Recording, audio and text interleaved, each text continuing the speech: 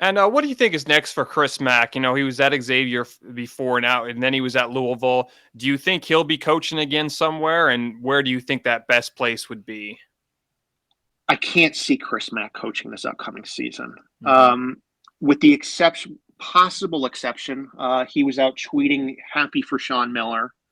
Is there any chance he becomes Sean Miller's top assistant back at Xavier? Uh, I'd be surprised if that were to happen, but I'm not going to say there's a 0% chance of that happening.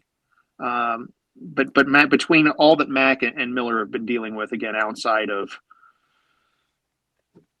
on the court situations, it'd be a pairing that I just don't think could happen, but crazier things have happened. Hmm.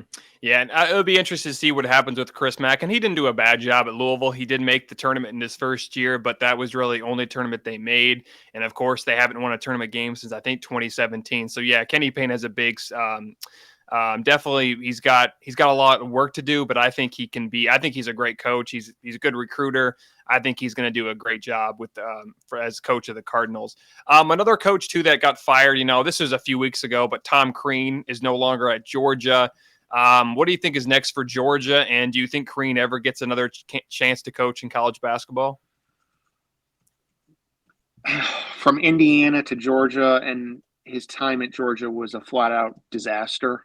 Mm-hmm. Um, I think his next job, if Tom Crean were to get one, is outside the power conference. Um,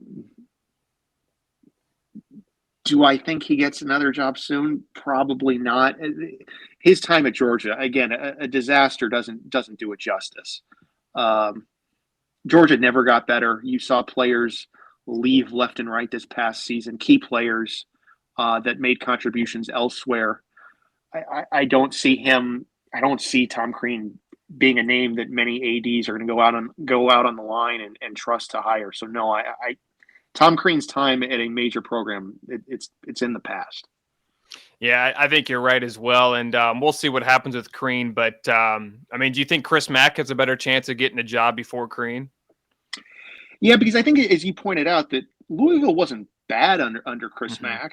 It was the Dino Gaudio stuff came about, and then Mack lost the locker room. And once he lost the locker room, I think disaster snowballed on him quicker than he could ever imagine. But he at least won. Uh, Hmm. Tom Crean didn't win at all at Georgia, so I think Mack's positioned much more favorably than Tom Crean.